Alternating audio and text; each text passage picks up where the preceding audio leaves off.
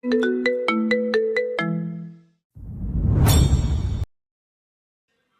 আদ্রিয়ানের কথা শুনে হাতের কাজ ফেলে রেখে অন্যায় হাত মুছে উপরে চলে যায়।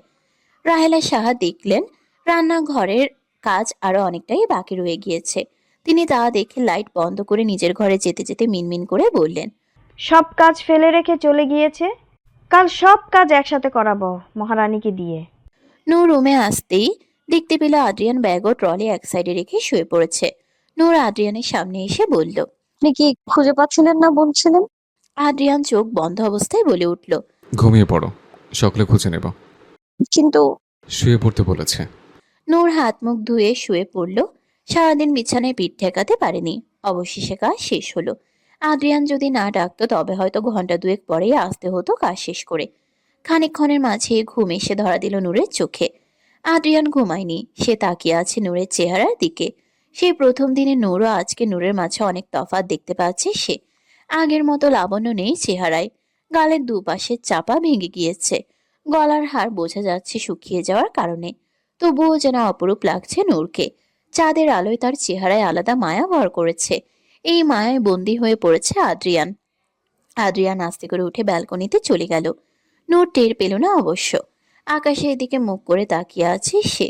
মেঘলা আকাশে ঝিলিমিলি তারা জ্বলজ্বল করছে। মেঘ ভেসে বেড়াচ্ছে নিজের মতো। চাঁদ তার সমস্ত সৌন্দর্য যেন নূরের মাঝে ঢেলে দিয়েছে। হঠাৎ কি যেন ভেবে দুফোঁটা জল গড়িয়ে পড়ল তার চোখ থেকে। সে ধীরে ধীরে বলল, তুমি তো নিজের মনের কথা খুব সহজে বলে দিতে পারো নূর, কিন্তু আমি যে খুব একা। কাকে বলবো নিজের ভেতর লুকিয়ে থাকা গভীর শব্দগুলো? আমার মাঝে তোমার মতো অত সাহস নেই নূর। এবার তুমি যা বলবে তাই হবে। ট্রেনিং থেকে ফেরার পর তুমি যদি আমার কাছ থেকে মুক্তি চাও তবে তাই হবে। মুক্তি দিয়ে দেবো আমি তোমায়। আর কখনোই আদ্রিয়ান শাহর চেহারা দেখতে পাবে না। তোমার ইচ্ছেতে এবার সব হবে। নূর বোধহয় শুনল না কিছু। সে ঘুমোচ্ছে নিজের মতো করে। অপর পাশের মানুষ যে এতগুলো কথা বলল তার কিছু নূর শুনল না। রাত বাজে ৩টে। আদ্রিয়ান এখনো ঘুমায়নি। সে ব্যালকনিতে বসে আছে আর নূরের দিকে তাকিয়ে আছে। সে ভাবছে নূরকে নিয়ে। রাহেলার সাহায্যে নূরকে দু চোখে দেখতে পারেন না তা সে বেশ ভালো করেই বুঝতে পেরেছে। সে না থাকলে কি হবে নূরের? কাল থেকে কি নূর ঠিকঠাক ভাবে খেতে পাবে তো?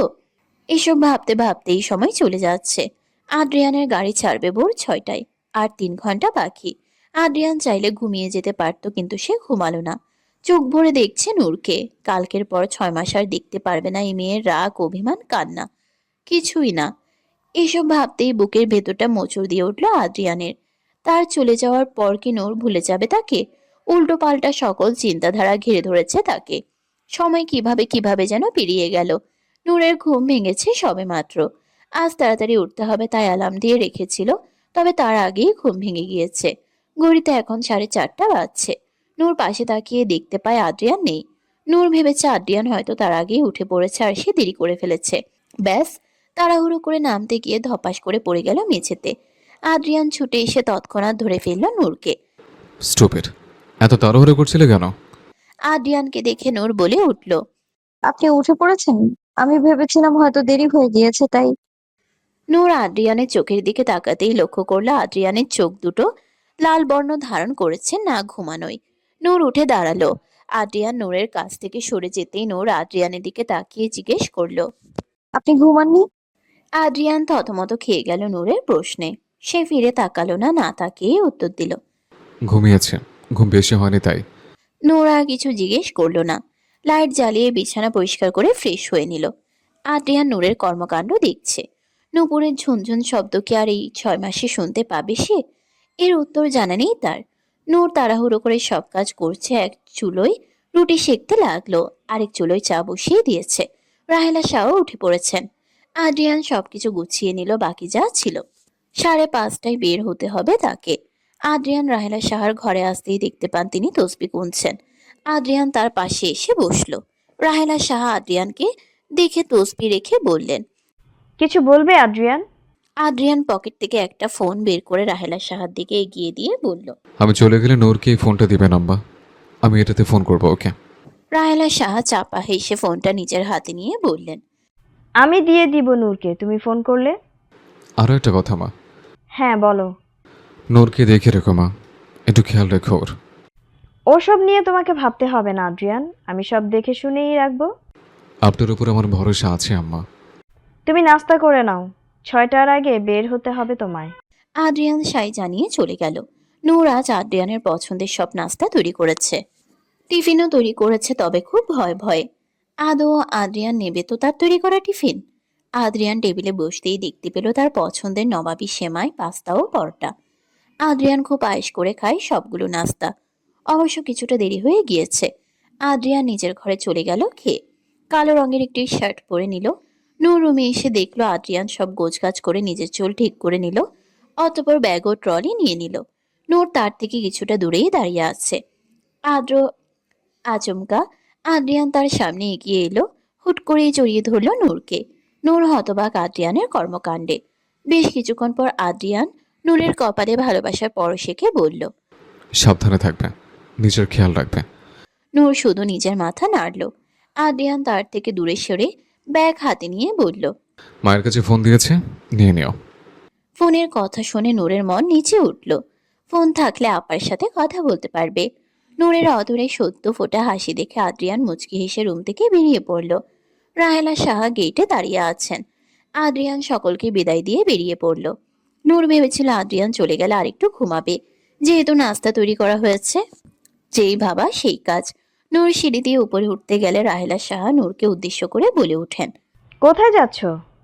জি আম্মা, রুমে যাচ্ছি। রান্নাঘরে কাল রাতের বাসন পড়ে আছে, সব ধুয়ে ফেলো। রাহেলা সাহার কথা শুনে নূরের মন খারাপ হয়ে গেল। তবুও সে মলিন কণ্ঠে বলল। আম্মা আর একটু পর করব, আর তো কাজ নেই। রাহেলা সাহা হুট করে নূরকে ধমক দিয়ে বললেন। অনেক কাজ রয়েছে, আগে এসব ধুয়ে ফেলো। আর শোনো, আজ থেকে ফারজানাকে বিদায় করে দিয়েছি, তুমিই সব কাজ করবে। রাহেলা সাহার কথায় নূরের মাথায় আকাশ ভেঙে পড়ল যেন। এতগুলো কাজ সে একা হাতে কিভাবে করবে? এর মাঝে রাহেলা সাহা আবার বলে উঠলেন। গোয়াল ঘরটা পরিষ্কার করবে, এরপর গরুর দুধও নেওয়া লাগবে। গোয়াল ঘরের গন্ধের কথা মনে পড়লেই বমি চলে আসছে নূরের। সে কি করে এসব করবে? নূর কাঁদো কাঁদো স্বরে বলল। আম্মা এসব তো ছেলেদের কাজ, আমি এসব পারি না। রাহেলা সাহা কঠোর কণ্ঠে নূরের প্রশ্নের জবাব দিল। এক সময় আমরাও করেছি এসব, এত কঠিন কাজ না। বাহানা না করে তাড়াতাড়ি যাও। আর হ্যাঁ, গরুর ঘরের পাশে ভুসি রাখা আছে, সেগুলো গরুকে দিও। নূর ছোটবেলায় মামাকে দেখেছিল গরুকে ভুসি খাওয়াতে। গরু দেখলেই তো ভয় করে তার। কিভাবে এসব করবে বুঝতে পারছে না।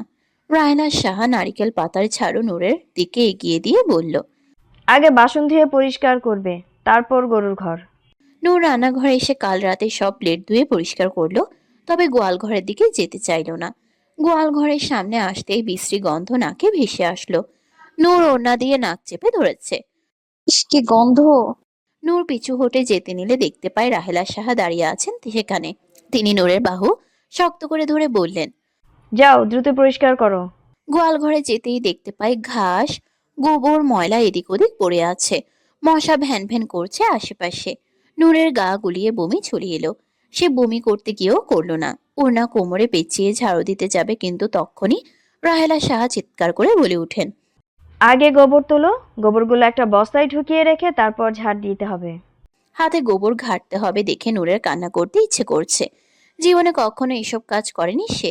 চুলগুলো বেশ বিরক্ত করছে, বিশেষ করে সামনের চুলগুলো। নূর একটা কাঁটা দিয়ে চুল বেঁধে গোবরগুলো তুলে নেয়। এর মাঝে দুবার বমি করে দিয়েছে সে। গোবর তুলে ঝাড়ু দিতেই দেখতে পায় আবার গোবর ফেলেছে গরু। তা দেখে নূর এবার মাথায় হাত দিয়ে বসে পড়ল। আবারও পরিষ্কার করতে হবে। আর কোনো উপায় না পেয়ে আবারও পরিষ্কার করতে লাগলো। এবার ভুসি মেখে দিতে হবে। গরুর বড় বড় শিং দেখেই ভয় করছে নূরের। কিভাবে ভুসি খেতে দিবে গরুকে? ভয়ে ভয়ে ভুসি নিল হাতে, কিন্তু কিভাবে মাখবে বুঝতে পারল না। পানিতে মেশাতে গিয়ে দেখলো মিশলো না। সে এবার না বুঝে অর্ধেক ভুসি পানিতে মিশিয়ে দিল।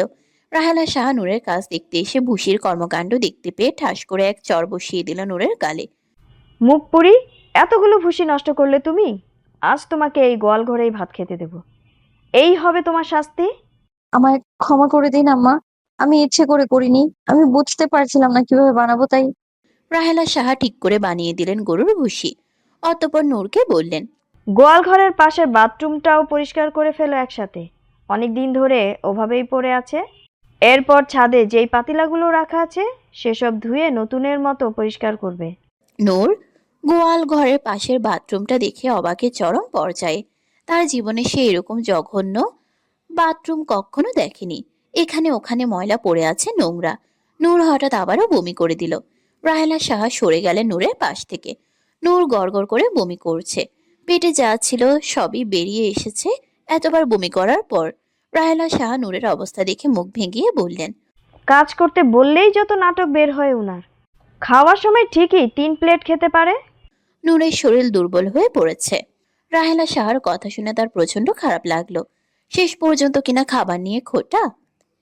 প্রায় 7.5 ঘন্টা পর ঢাকায় পৌঁছায় আদ্রিয়ান। রাস্তায় জ্যাম থাকায় দেরি হয়েছে। অফিস থেকে তাদের 12 জনের জন্য একটা বাংলো দেওয়া হয়েছে গাজীপুরে, যেখানে তারা থাকবে। বাংলো থেকে কিছুটা দূরেই তাদের অফিস অবস্থিত। আদ্রিয়ান তার জন্য বরাদ্দ করে দেওয়া রুমে। আদ্রিয়ান চারপাশে তাকিয়ে দেখলো এই জায়গাটা কিছুটা গ্রামের পরিবেশের মতো। কিছু দূরে একটা নদী রয়েছে, সেখানে কিছু সংখ্যক জেলে মাছ ধরছে। সব মিলিয়ে নিরিবিলি পরিবেশে আদ্রিয়ানের ভালোই লাগছে। সে ব্যাগ থেকে তার সমস্ত জিনিসপত্র বের করে আলমারিতে রাখলো। টিফিন বক্সটা হাতে নিতেই নূরের কথা মনে পড়লো তার। ভাবলো ভিডিও কল দিয়ে দেখাবে নূরকে এখানকার পরিবেশ। যেই ভাবা সেই কাজ, ফোন করলো নূরের জন্য রাখা সেই ফোনটিতে, যেটা সে তার মাকে দিয়েছিল। রাহেলা সাহা পান বানিয়ে মুখে দিবেন, ঠিক তখনই আদ্রিয়ানের দেওয়া ফোনে কল আসতে শুরু করলো। তিনি পান চিবুতে চিবুতে ফোন হাতে নিয়ে দেখলেন আদ্রিয়ানের কল এসেছে। রাহেলা সাহা ফোন রিসিভ করে জিজ্ঞেস করলেন, মা, আমি পৌঁছে গিয়েছি। রাস্তায় কোনো অসুবিধা হয়নি তো? না, কোনো অসুবিধা হয়নি। নূর কোথায়? নূরকে কাজ করতে বলে তিনি সেই যে নিজের ঘরে এসে বসেছেন, নূরের কথা একেবারেই ভুলে গিয়েছিলেন। তিনি আমতা আমতা করে বললেন, নূর তো গোসল করছে এই সময়, তুমি বরং পরে কথা বলো। আদ্রিয়ানের মনক্ষুণ্ণ হলেও বুঝতে দিল না। মলিন কণ্ঠে বলল। রাখছি তাহলে। আদ্রিয়ান ফোন কেটে হতাশগ্রস্ত হয়ে বিছানায় বসলো। এত সুন্দর পরিবেশ থাকা সত্ত্বেও আদ্রিয়ানের মন টিকল না এখানে। বাড়িতে থাকলে অবশ্য এক নজর দেখতে পারত, কিন্তু এখন সেটাও পারবে না। রাতে না ঘুমানোয় শরীর ক্লান্ত লাগছে অনেকটা। আদ্রিয়ান ফ্রেশ হয়ে এসে শুয়ে পড়ল।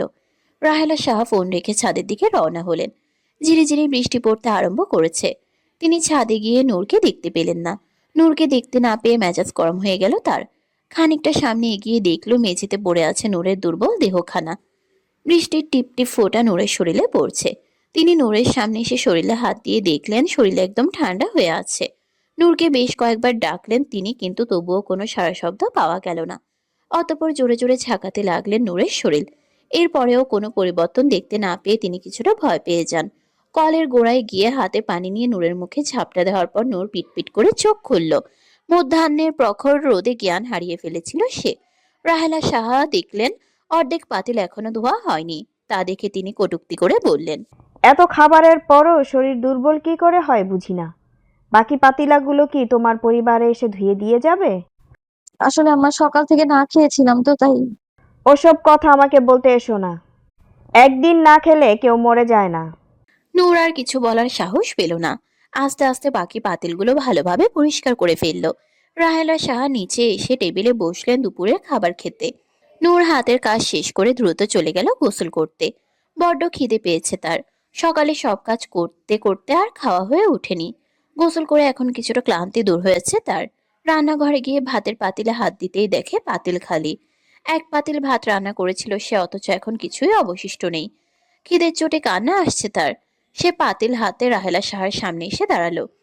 আম্মা, এখানে তো এক পাতিল ভাত ছিল, কিন্তু এখন তো। রাহেলা সাহা নূরের দিকে না তাকিয়ে উত্তর দিলেন, ভাত খেতে হলে রান্না করে খেতে হবে। ভাতগুলো যে রাহেলা সাহা কিছু একটা করেছেন তা সে ভালোই বুঝতে পারছে। পেটে খিদে নিয়ে নূর রান্নাঘরে এসে আবারও ভাতের হাঁড়ি চড়ালো। শ্বশুর বাড়ির ভাতের ঠিক কতটা দাম তা সে বুঝতে পারছে। রাতে রান্না করা মাংস ও পটলের তরকারি ছিল। তরকারির পাতিলের ঢাকনা ওঠাতেই দেখতে পায় সামান্য ঝোল আছে শুধুমাত্র, আর কিছুই অবশিষ্ট নেই। নূর ফ্রিজ খুলতে গেলে দেখতে পায় ফ্রিজে তালা দেওয়া। অতএব তরকারি ফ্রিজে ঢুকিয়ে রেখেছেন তিনি। যতটুকু ঝোল অবশিষ্ট আছে সেটুকু দিয়ে যে তার পেট ভরবে না তা সে বেশ বুঝতে পারছে। ভাত হতে আরো কিছু সময় বাকি। বিস্কিটের পর থেকে দুটো বিস্কিট নিয়ে খেতে শুরু করলো সে। এর মাঝে ভাতও হয়ে এলো। প্লেটে ভাত বেড়ে অবশিষ্ট ঝোলটুকু নিয়ে নিল নূর। ভাতের নলা মুখে দিতেই 2 ফোঁটা জল গড়িয়ে পড়ল। এই কিছুদিন ঠিকই ছিল, কিন্তু আজ থেকে তার কি হবে? শুকনো ভাত গিলতে কষ্ট হচ্ছে তার। বাগে ভাতটুকু লবণ দিয়ে মেখে খেয়ে নিল। খাওয়া শেষে ঘর মোছার বালতি নিয়ে পুরো বাড়ির ফ্লোর মুছতে শুরু করলো। রাহেলা সাহা নিয়ম করেছে আজ থেকে প্রতিদিন ঘর মুছতে হবে ও গোয়াল ঘর পরিষ্কার করতে হবে। খাওয়ার পর শরীরে আর জোর আসছে না, ইচ্ছে করছে বাবার বাড়ি চলে যেতে। নূর ভাবলো একবার রাহেলা সাহাকে বলে দেখবে কিনা। রাহেলা সাহা নিজের ঘরে বসে বই পড়ছিলেন। নূর তার সামনে এসে বলল। আম্মা, আমি চাইছিলাম কিছুদিনের জন্য বাবা মায়ের কাছে যেতে। রাহেলা সাহা পানের পিক ফেলে ব্যঙ্গাত্ম স্বরে বললেন। কাজ না করার ধান্দা আমি বুঝতে পারবো না ভেবেছো? কোথাও যেতে হবে না। আমার কথার বাইরে এই বাড়ি থেকে এক পা বের হলে কিন্তু খুব খারাপ হয়ে যাবে। নূর দীর্ঘশ্বাস ফেলে আবারও ফিরে এলো নিচে। মেন দরজা লক করে রাখা হয়েছে। নূর আবারও বসে পড়ল ঘর মুছতে। একটু এদিক ওদিক হলে রাহেলা সাহা তাকে ছাড়বে না। ঘন্টা দুয়েক পর ঘর মোছা হলে নূর রাহেলা সাহার কাছে এসে আমতা আমতা করে বলে। আম্মা, উনি আমার জন্য একটা ফোন দিয়ে গিয়েছিলেন আপনার কাছে। ফোনটা একটু দেবেন? কে বলেছে তোমার জন্য ফোন দিয়েছে আমার ছেলে? শুধুমাত্র ফোন এলে তোমায় দিতে বলেছে। ফোন এলে আমি ঠিক দিয়ে যাব। নূর মলিন কণ্ঠে বলল। আসলে আম্মা, আপনার আপাকে একটা ফোন করার ছিল। এত কিসের কথা পায়রার সাথে তোমার? সুযোগ পেলেই বাপের বাড়ির লোকের সাথে কথা বলার বাহানা। দুটো কাজ করতে দিলেই শরীর খারাপের নাটক শুরু হয়ে যায়, অথচ ঘন্টার পর ঘন্টা ফোনে কথা বলতে গেলে কোনো সমস্যা হয় না। তোমার এসব নাটক অন্য কেউ না বুঝলেও আমি ঠিকই বুঝি। নূর ঢুকরে কেঁদে উঠল হঠাৎ। অতঃপর কাঁদো কাঁদো স্বরে বলল। আম্মা, দয়া করে একটাবার ফোনটা দিন না প্লিজ। আমার আম্মুর শরীরটা ভালো না। নূরের কান্না দেখেও রাহেলা সাহার মন গলল না। তিনি ফিরেও তাকালেন না নূরের দিকে। কানের সামনে ঘ্যান ঘ্যান না করে গরুকে ভুসি মাখিয়ে দিয়ে এসো। আজ থেকে নিয়ম করে প্রতিদিন গোয়ালঘর পরিষ্কার করবে। নূর গেল না রাহেলা সাহার সামনে থেকে। আকুতি মিনতি করতে লাগলো, কিন্তু রাহেলা সাহা তাকে পাত্তা দিলেন না। হঠাৎ ফোনে কল আসে। রাহেলা সাহা দেখতে পান আদ্রিয়ান ফোন করেছে নূরের জন্য দেওয়া ফোনটিতে। নূর আগ্রহ নিয়ে তাকিয়ে আছে রাহেলা সাহার দিকে। এখন হয়তো তাকে ফোন দিবে কথা বলার জন্য। তাকে অবাক করে দিয়ে রাহেলা সাহা বললেন। কি বললাম তোমার কানে যায়নি? নিজের ঘরে যাও। নূর রাহেলা সাহার কথা শুনে ঘর থেকে বেরিয়ে গেলেও দরজার আড়ালে দাঁড়িয়ে থাকে। আদ্রিয়ান ফোন করে জিজ্ঞেস করে। আম্মা, নূরকে ফোন দেননি? রাহেলা সাহা বরাবরের মতো মিথ্যে বললেন। নূর ফোন নিতে আসেনি, আমি বলেছিলাম। আদ্রিয়ান চেয়েছিল ঘুম থেকে উঠে নূরের সাথে কথা বলতে, কিন্তু তার হলো কোথায়। আদ্রিয়ান মনে মনে ভাবে। নূর কি ইচ্ছে করে আমার সাথে কথা বলতে চায় না? আমি তো বলে এসেছিলাম মায়ের কাছে ফোন দিয়ে এসছে। আদ্রিয়ানের মায়ের কথায় পুরোপুরি নিজের মনকে শান্ত করতে পারল না। সে কিছুক্ষণ থেমে আবারও জিজ্ঞেস করলো। আমার নূরকে একবার ফোন দিন, আমার কিছু বলার ছিল। নূর বলেছে সে এখন ঘুমাতে চায়, তাকে যেন আমি বিরক্ত না করি। ঠিক আছে আম্মা। আদ্রিয়ান ফোন কেটে দেয়। নূর আড়াল থেকে বেরিয়ে এসে বলে ওঠে। আম্মা, আমি কখন আপনাকে বললাম যে আমি ফোন নিতে চাই না? রাহেলা শাহ নূরকে হঠাৎ দেখতে পেয়ে কিছুটা ভড়কে গেল। অতঃপর রাগান্বিত স্বরে বললেন। চুরির পাশাপাশি কান পেতে শোনার অভ্যেসও আছে দেখছি তোমার। এটা তো অন্যায় আম্মা। আপনি ওনাকে মিথ্যে বলেছেন। তোমাকে এসব নিয়ে ভাবতে হবে না, নিজের কাজ করো, যাও। আমার ফোন দিন আপনি। কোনো ফোন পাবে না তুমি। নূর মনে মনে বেচাই ক্ষুব্ধ হলেও কিছু বলল না। হঠাৎ বেল বাজে। নূর নিচে আসে দরজা খুলতে। এই সময় আবার কে আসবে? দরজা খুলতেই দেখতে পায় নূরের বাবা মাও পায়রা এসেছে। নূর ছুটে গিয়ে জড়িয়ে ধরলো তাদের। পায়রার প্রেগনেন্সির খবর শোনার পর তারা পায়রাকে দেখতে এসেছিল। এই ফাঁকে নূরকেও দেখে যেতে চেয়েছিল। নূর তার মাকে জড়িয়ে ধরে কাঁদতে কাঁদতে বলে। আমার কথা তোমাদের মনেই পড়ে না? বিয়ে দিয়ে যেন পর হয়ে গিয়েছি আমি। মোর্শেদা বেগম মেয়ের অভিমান বুঝতে পেরেছেন। তিনি নিজেও কেঁদে ফেলেছেন মেয়েকে কাঁদতে দেখে। তুই আমার কত শখের জানিস? তোর কথা মনে পড়বে না তো কার কথা মনে পড়বে? রাহেলা সাহা নিজের ঘরে ছিলেন, কিন্তু নিচে মানুষজনের আওয়াজের শব্দ পেয়ে তিনি ঘর থেকে বেরিয়ে এসে দেখতে পান নূরের মা বাবাও পায়রা এসেছেন। নূরের মা বাবাকে দেখে তিনি বেজায় বিরক্ত হন। প্রথম থেকে কোনো গরিবের সাথে আত্মীয়তা করতে চাননি, কিন্তু দুর্ভাগ্যবশত নূরের সাথে আদ্রিয়ানের বিয়ে হওয়ায় নূরকে মেনে নিতে বাধ্য হন তিনি। নূর তাদের বসতে বলে নাস্তা বানাতে গেল, পায়েস বসিয়ে চা বানাতে গেল। পায়রাও রান্নাঘরে এসেছে নূরের কাছে। এতদিন পর বোনকে পেয়ে আনন্দে আত্মহারা হয়ে জড়িয়ে ধরল নূর। পায়রা নূরের কাছে টুকটাক সাহায্য করছে আর গল্প করছে। আদ্রিয়ান তোকে যাওয়ার পর থেকে একবারও ফোন দেয়নি? নূর আটা মাখতে মাখতে বলল। দিয়েছিল, কিন্তু কথা বলার সুযোগ হয়নি। নূর দীর্ঘশ্বাস ফেলে বলল। আমার কাছে ফোন দিয়ে গিয়েছিল, কিন্তু উনি ফোন করলে আম্মা আমাকে দেয় না। পায়রা অবাক হলো নূরের কথায়। স্বামী তার স্ত্রীর সাথে কথা বলবে অথচ সেখানেও এত বাধা বিপত্তি। পায়রা মিনমিন করে জিজ্ঞেস করলো। বড় ভাবি তোর সাথে এমন ব্যবহার করছে কেন? যবে থেকে তোর বিয়ে হয়েছে তো উনি তোকে দুই চোখে সহ্যই করতে পারেন না। নূর স্মিত হেসে বলল। হয়তো আরো ভালো মেয়ে আনতে চেয়েছিল, কিন্তু পারেনি, তাই হয়তো আমার উপর বিরক্ত এত। তুই কি কখনো আদ্রিয়ানের মনে নিজের জন্য কিছু দেখেছিস? দেখ, বিয়ে ছেলে খেলা নয়। তুই চাইলে আমরা ব্যবস্থা নিতে পারি। নূর চুপ করে রইল কিছুক্ষণের জন্য, অতঃপর দীর্ঘশ্বাস ফেলে বলল। দেখেছি, গত 2 দিন ধরে বেশ কিছু পরিবর্তন লক্ষ্য করেছি আমি। মেহমানকে চা না দিয়ে বসিয়ে রেখেছো কেন? রাহেলা সাহার কথা শুনে নূর দ্রুত নাস্তা সাজিয়ে নিয়ে গেল তার মা বাবার সামনে। মোর্শেদা বেগম মন ভরে মেয়েকে দেখছেন। এই কয় মাসে কতটা সাংসারিক হয়ে উঠেছে নূর, অথচ একসময় তাকে ভাত খাইয়ে দিতে হতো। নূর তাদের সামনে নাস্তার প্লেট সাজিয়ে রাখা সত্ত্বেও মোর্শেদা বেগম মুখে তুললেন না সেই খাবার। নূর বিচলিত হয়ে জিজ্ঞেস করলো। তোমার কি নাস্তা পছন্দ হয়নি আম্মু? খাচ্ছ না কেন? মুর্শিদা বেগম নূরকে তার পাশে বসিয়ে এক চামচ তার মুখের সামনে ধরলেন। মেয়েকে ফেলে খেতে পারলেন না তিনি। নূরের চোখে জল টলমল করছে। একমাত্র মাই হয়তো বুঝতে পারে মেয়ের মনের কথা। নূরকে খাইয়ে দিয়ে পায়রাকেও খাইয়ে দিল মুর্শিদা বেগম। রাহেলা সাহা আর চোখে সবটা দেখছেন। তার কাছে এসব নিতান্তই অতিরিক্ত মনে হচ্ছে। সন্ধ্যা নামতে ধরণীতে একরাশ বিষণ্ণতা ছড়িয়ে পড়ল। গোধূলির আবছা আলোয় ছেড়ে গিয়েছে আকাশ। নূরের মা বাবা বেরিয়ে পড়েছে কিছুক্ষণ আগেই। পায়রা নিজের ঘরে বসে আছে। নতুন কাজের মেয়ে পাপিয়া ডালিম ফল কেটে তার সামনে দিয়ে গেল। ডাক্তার বলেছে তার রক্ত শূন্যতা, তাই ইলহামের কঠোর নির্দেশ যেন প্রতিদিন 2বার ফল খায় পায়রা। ইলহাম এখন বাইরে গিয়েছে তার কাছে।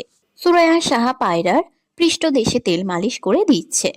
তার ভাষ্যমতে এই সময় তেল মালিশ করা শরীরের জন্য ভালো। পাপিয়া শুকনো মরিচ ঠেলে ভর্তা বানাচ্ছে। পায়রার ঝাল ঝাল ভর্তা খেতে ভীষণ ইচ্ছে করছিল, তাই এত পায়তারা। নূর রান্নাঘর পরিষ্কার করে পড়তে বসেছে। কাল থেকে আবারও তার কলেজ শুরু। আর 7 মাস পরেই তার উচ্চ মাধ্যমিক পরীক্ষা। টেস্ট পেপার কেনা হয়নি এখনো। হিসাব বিজ্ঞান বিষয়টা কিছুতেই বুঝতে পারছে না সে। অঙ্কগুলো খুব একটা বুঝতে পারছে না সে। ফোন থাকলে হয়তো কিছুটা সহজ হতো, তবে এখন সে উপায়টুকুও নেই। আপাতত নিজের মতো করেই পড়ছে সে। কাল আদৌ কলেজ যেতে পারবে কিনা বুঝতে পারছে না। রাহেলা সাহা যদি আবার যেতে না দেয়। আজ সারাদিনের ক্লান্তি এসে ভর করেছে তার শরীরে। রাহেলা সাহা এদিক দিয়েই যাচ্ছিলেন। নূরকে পড়তে দেখে তিনি বললেন। নূর, আমার জন্য 1 কাপ চা নিয়ে আসো। আমার মাথাটা ভীষণ ধরেছে, সাথে গরম তেলও নিয়ে এসো। পড়ার সময় রাহেলা সাহার কথা শুনে মেজাজ কিছুটা খারাপ হয়ে যায় নূরের। হঠাৎ কিছু একটা ভেবে সে চুপ করে যায়। কাল কলেজ থেকে সোজা পায়রার বাসায় যাবে সে। সেখানে আপাতত কিছুদিন থাকবে সে, নয়তো রাহেলা সাহা তাকে বাঁচতে দিবে না। বই বন্ধ করে চলে গেল চা বানাতে। একটা বাটিতে নারকেল তেল গরম করে নিয়ে গেল রাহেলা সাহার মাথায় লাগাতে শুরু করলো। তিনি আরাম করে বসেছেন। ইলহামের কাঁধে মাথা রেখে শুয়ে আছে পায়রা। ইলহাম বাজার থেকে এসেছে কিছুক্ষণ আগেই। পায়রার পছন্দের শশা কিনেছে পায়রার পছন্দের শশা কিনে এনেছে সে। পায়রা তখন থেকে আপেলের টুকরো চিবুচ্ছে, অথচ এখনো অনেকখানি অবশিষ্ট রয়েছে। গর্ভবতী জানার পর থেকে ইলহামের যত্ন দ্বিগুণ বৃদ্ধি পেয়েছে পায়রার প্রতি। ঘড়ি কাটা তখন রাত 9টা ছুঁই ছুঁই। বাড়ি কেমন নিস্তব্ধ হয়ে আছে। দেয়াল ঘড়ির টিকটিক শব্দ ও ভারী আবহাওয়ার আরো গভীর হয়ে উঠেছে রাত্রি। নূর রাহেলা সাহার মাথায় আলতো স্পর্শে তেল দিয়ে দিচ্ছে। রাহেলা সাহা চোখ বন্ধ রেখে হুট করে বলে উঠলেন। কাল থেকে আর কলেজে যাওয়ার দরকার নেই তোমার। সংসারের কাজ সামলানোই হলো মেয়েদের আসল কাজ। এত পড়াশুনো করে কি হবে? রাহেলা সাহার কথা শুনে নূরের হাত থেমে গেল এক মুহূর্তের জন্য। বুকের ভেতরটা মোচও দিয়ে উঠল তার। একটু আগেও মনে মনে যে ভয়টা ছিল, এখন যেন সেটা সত্যি হয়ে সামনে দাঁড়ালো। নূর ধীরস্বরে বলল। পরীক্ষা তো সামনে আম্মা, আর মাত্র 7 মাস বাকি। পরীক্ষা দিয়ে কি হবে? শাহবাড়ির বউরা চাকরি করে না। এত মাস্টারগিরি করার কোনো প্রয়োজন নেই। নূরের ভেতরটা শুকিয়ে যাচ্ছে। যদি পরীক্ষা দিতে না দেয়। তেল দেওয়া শেষ হলে রাহেলা সাহা বললেন। যাও, এবার আমি ঘুমোবো। নূর তার কথায় সাই জানিয়ে চলে যায় নিজের ঘরে। ফোনটাও নেই। এখন কি করবে সে? কোন বিপদের সম্মুখীন হতে হচ্ছে তাকে। সকালে তাড়াতাড়ি ঘুম থেকে উঠে ক্লান্ত লাগছে, তার উপর সারাদিন এত ধকল গিয়েছে তার উপর। ভোরের আলো ফুটেনি এখনো।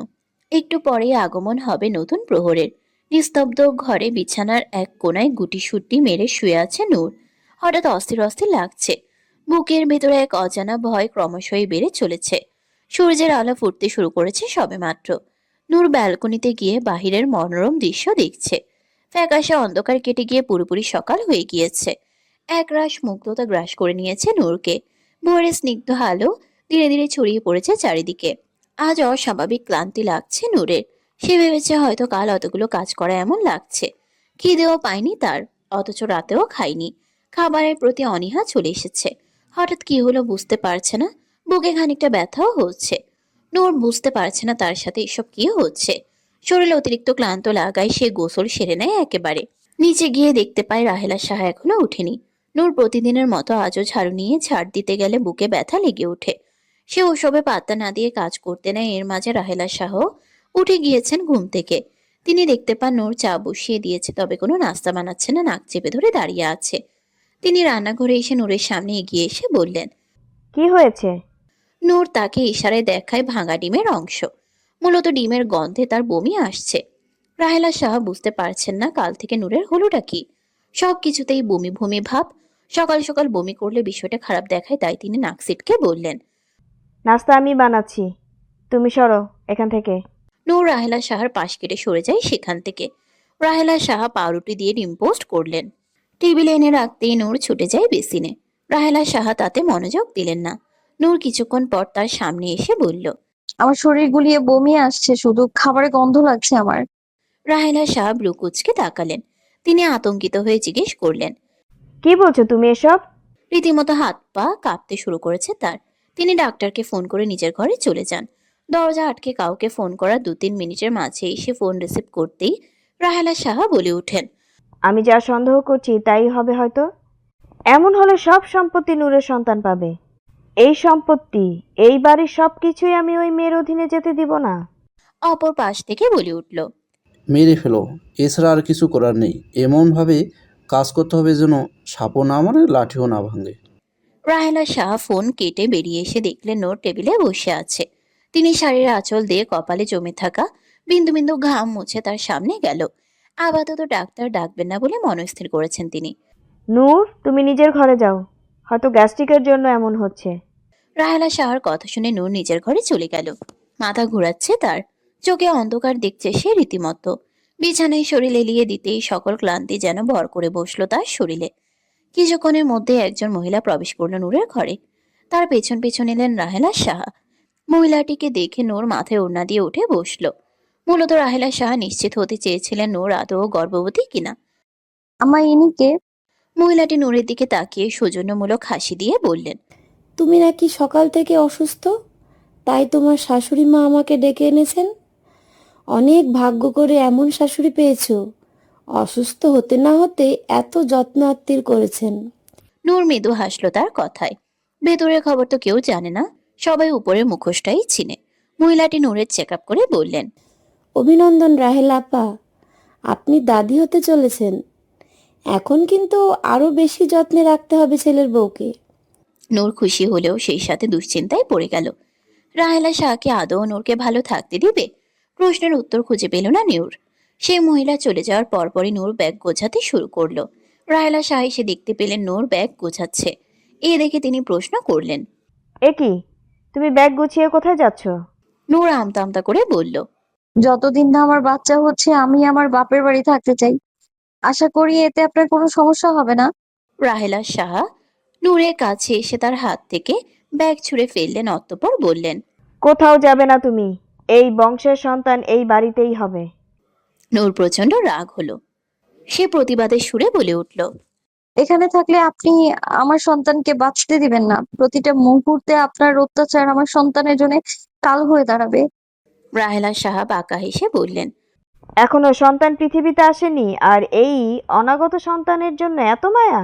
নূর তার কথার জবাব না দিয়ে ব্যাগ গোছাতে শুরু করলো। রাহেলা শাহ বাঁকা হেসে বললেন। যে সন্তানের জন্য বাড়ি ছাড়তে চাইছো, সে সন্তান আদৌ পিতৃ পরিচয় পাবে তো? রাহেলা শাহর কথায় নূর কিছুটা অবাক হলো। কি বলতে চাইছেন তিনি নূরের মাথায় ঢুকলো না।